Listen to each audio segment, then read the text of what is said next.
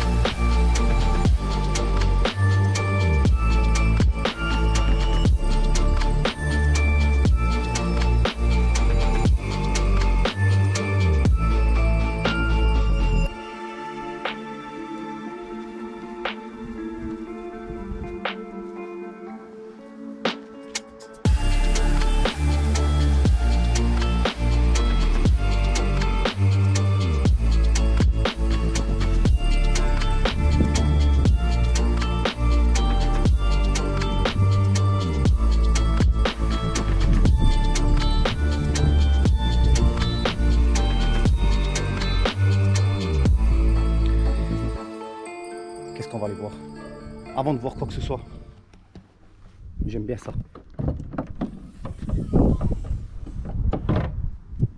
Qu'est-ce qu'on a là? 4,8 litres V8. Donc une rangée de cylindres évidemment de ce côté là, 4 cylindres de ce côté là et 4 cylindres de ce côté là. Pourquoi deux culasses? Ben, chacun la sienne. Il y a la culasse pour le passager et la culasse pour le conducteur. Chacun a une culasse comme ça, il n'y a pas de jaloux. Chacun a 4 cylindres. Alors que dans les voitures classiques, il n'y a qu'une culasse. Là, c'est plus cool. Donc là, on est sur du 4,8 litres, 32 soupapes, 430 chevaux, atmosphérique. Je raconte pas une connerie, je crois que c'est les dernières atmosphériques. Après, c'est passé en turbo, il me semble, c'est des 4 litres biturbo. Ils ne font plus d'atmosphérique. C'est pour ça que quelque part, cette voiture-là, pour moi, même si maintenant les chronomètres, comme on regarde toujours les chronos sur les turbos et tout ça, ils sont quand même relativement plus forts. Mais de rouler avec un atmosphérique qui fait un bruit comme ça et qui fait quand même un certain plaisir, parce que quand on va, je vais vous montrer dans la vidéo, quand on met gaz et qu'on arrive à 7000 tours, le moteur qui n'est pas bouché à l'admission par des turbos ou à l'échappement, ça respire quand même plus ou bien et c'est assez satisfaisant pour, comme plaisir de conduite, de faire crier un V8 atmosphérique. Après c'est les derniers, après c'est plus que des turbos, donc le bruit c'est plus le même. Hein, ça a été étouffé un peu, les turbos c'est sûr que ça fait quand même encore un joli bruit parce qu'ils ont travaillé sur l'échappement chez Porsche. Hein. Ça fait un bruit un peu sourd, mais c'est pas le bruit, le vrai bruit de l'atmosphérique. Là on voit bien, donc il y a un papillon devant, donc il est là. Il y a les deux tuyaux qui vont là. Et en fait cette partie là, il y a le filtre à air, il est dans la face avant, ici dedans, devant. Donc lorsqu'on veut démonter le filtre à air, il me semble il faut sortir carrément tout le pare-choc pour pouvoir ouvrir la boîte à air en deux. Donc l'air rentre par devant, par en dessous, monte jusqu'en haut et rentre direct en air frais, en air forcé dans le moteur. Parce qu'il a quand même 430 chevaux ce moteur atmosphérique. Il a 530 Nm, c'est beaucoup pour un moteur atmosphérique. C'est une injection directe, donc là on le voit, c'est écrit. Hein. Donc direct full injection. Injection directe, ça veut dire quoi? Injection directe, ça veut dire que l'injecteur, il est comme sur les diesels, il est planté dans la chambre de combustion, c'est-à-dire comme une bougie. Il injecte direct dans la chambre de combustion.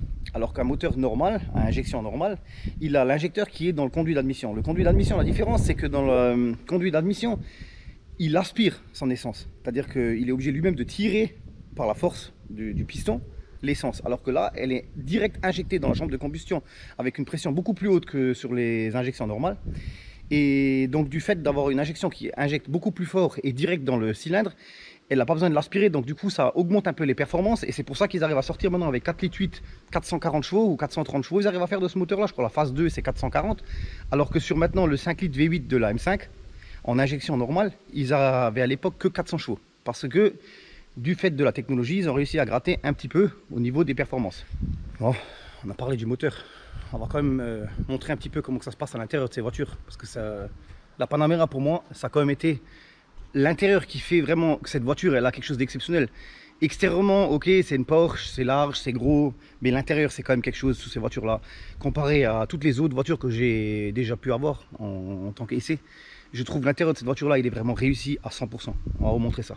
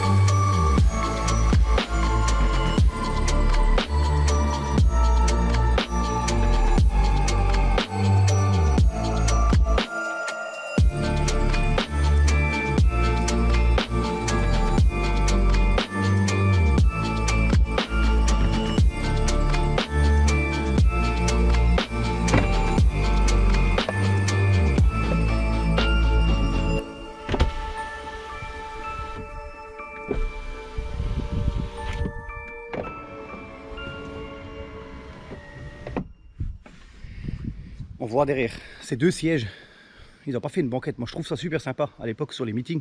Moi, je parle de ça il y a 20 ans, dans tout ce qui était dans les Golf 2, dans les rassemblements Volkswagen. Beaucoup faisaient ça, ils mettaient deux sièges à l'arrière pour justement deux sièges Recaro. Donc à l'époque, je parle de ça il y a 20 ans évidemment. On mettait deux sièges Recaro à l'arrière, mais on n'arrivait jamais à avoir le résultat comme ils ont fait là-dedans parce que la carrosserie n'était pas faite pour ça. Donc du coup, le siège était trop haut et donc la tête était vachement haute derrière. Alors que là, comme on le voit, donc là on voit les rideaux. Donc c'est vraiment une finition, c'est électrique, tout est vraiment fait, mais alors aux petits soins quoi, aux petits oignons. Et là, on voit que c'est deux sièges séparés. Donc là, je vais vous montrer un petit peu ça. Donc c'est vraiment deux sièges séparés et au niveau de la hauteur de la tête, c'est pareil que devant. Alors que nous à l'époque quand on le faisait, ben, c'était trop haut. Là on voit un plafond, un ciel de toit en fait, on a Alcantara. Donc l'Alcantara c'est vraiment le top du top. Une console centrale avec tous les éléments chauffage, climatisation, climoto, accoudoir central.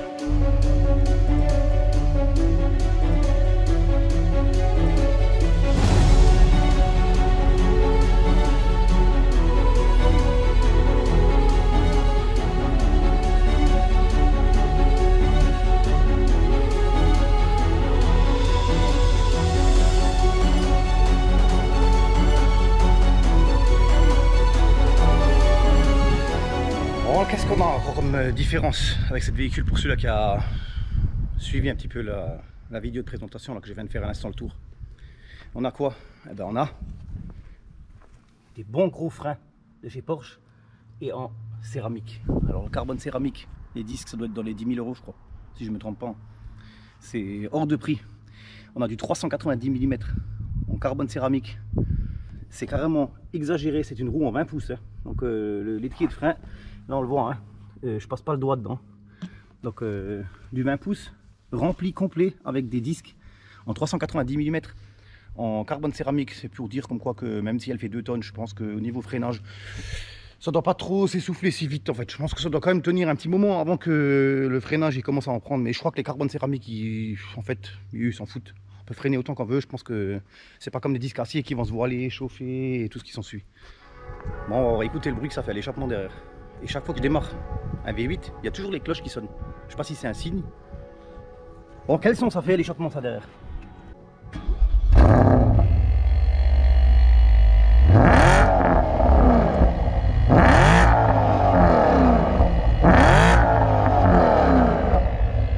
Putain, le son il est quand même bon hein. Sur les atmosphériques, c'est bien ce que je dis hein. C'est pas bouché à l'échappement, c'est pas bouché à l'admission.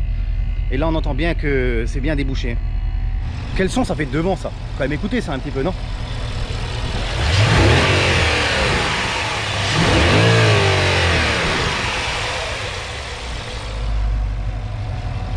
Bon, on va aller voir le son que ça fait sur la route en pleine charge à l'échappement derrière.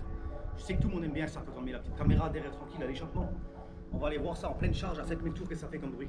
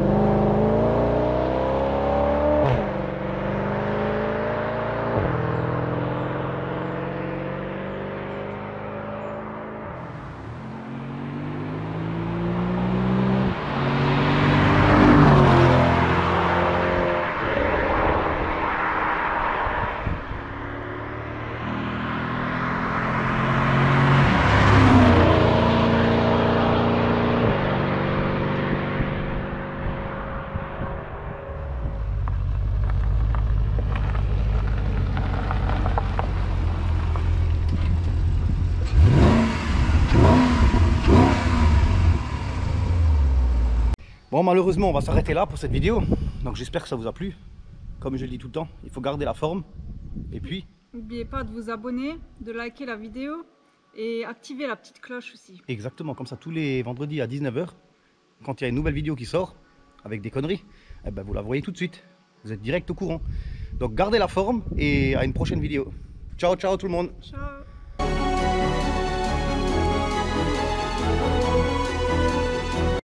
Quel bruit ça fait à l'échappement derrière?